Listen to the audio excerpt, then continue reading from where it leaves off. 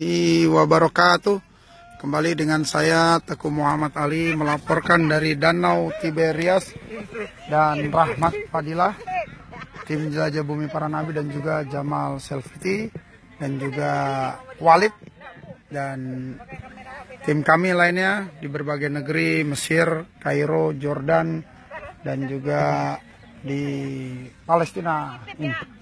Baik, kita akan melihat sekitar Danau Tiberias, yang salah satu tanda dari akhir zaman, yang dimana mengeringnya Danau Tiberias akan keluarnya Ad-Dajjal, ya. Salah satu tanda kiamat dan keluarnya Dajjal ini ada di sini. Airnya berawal kurang lebih dari sini, sekarang sudah surut sekitar hampir 700 sampai 1 km kalau kita lihat di depan sana sejauh mata memandang. Dan air ini sudah mulai mengering kembali. Kita bisa lihat tanah yang basah ini sudah sampai ke depan sini. Ini tanah yang kering, ya. Dan ini tanah yang basah. Dan di sana itu ada dataran tinggi Golan dari negara Syria. Dan juga di sebelah kanan kita negara Jordan. Dan di sebelah sana Yerusalem, Jordan, Syria seberangnya.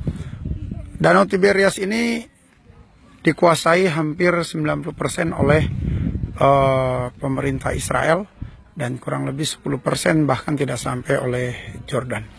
Baik, mungkin akan ada sedikit cerita bagaimana salah satu tanda akhir zaman dan keluarnya Dajjal. Silakan bercerita, Ustadz Rahmat. Assalamualaikum warahmatullahi wabarakatuh. Apa kabar Bapak Ibu semua, masyarakat Indonesia?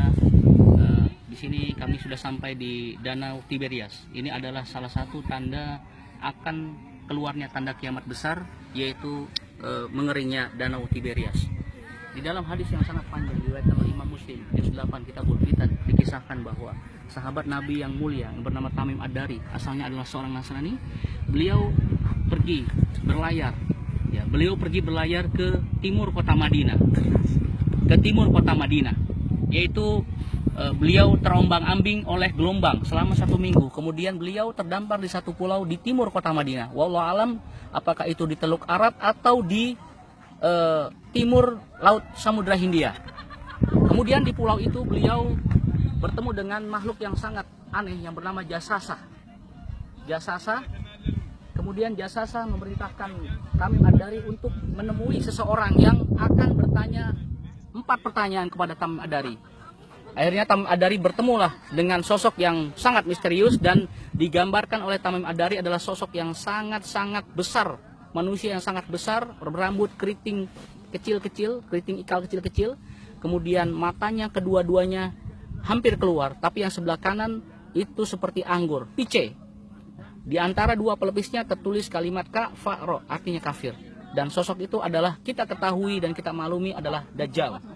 Kemudian Tamim Ad-Dari ditanya oleh sosok Dajjal itu. Yang pertama, apakah air mata Zugar, apakah Rasulullah atau utusan Allah, seorang laki-laki dari kota yang bernama negeri Hijaz, seorang laki-laki sudah diutus di negeri Hijaz yang mengaku sebagai utusan, dia tidak bisa baca dan tulis? Kemudian Tamim menjawab, iya, ada. Dia di kota Mekah, kemudian sekarang tinggal di kota Yasrib atau di kota Madinah. Yang kedua, apakah air mata Zugar masih mengeluarkan air? Iya, sekarang masih mengeluarkan air. Kita tahu bahwa air mata Zugar berada di Jordania, dan kami kemarin bersama Pak Ali dan tim Jelajah Para Rasul datang ke air mata Zugar dan sudah mengering airnya. Yang ketiga, apakah kurma di tanah Baisan masih mengeluarkan buah? Oh iya, sekarang kurma di tanah Baisan masih mengeluarkan buah, jawab Tamim Ad-Dari. Sebentar lagi dia tidak akan mengeluarkan buah. Kemudian pertanyaan keempat, apakah Danau At-Tabariyah masih mengeluarkan air dan dialiri oleh sawah dan kebun? Oh masih. Sebentar lagi akan mengering. Sekarang kita lihat dengan mata kepala kita sendiri, danau ini sudah mulai mengering. Berarti dengan hadis ini kita akan menantikan tanda kiamat besar, yaitu keluarnya Ad-Dajjal.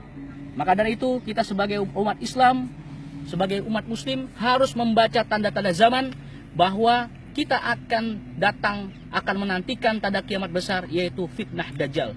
Waspadalah, waspadalah, ikuti apa kata ulama, ikuti pada apa kata Quran dan hadis, segera mengkaji tentang bab-bab fitnah Dajjal, maka insya Allah dengan doa kita akan selamat dari fitnah Dajjal. Demikian laporan kami dari Danau Tiberias. Assalamualaikum warahmatullahi wabarakatuh. Bagaimana cara menghindari Dajjal?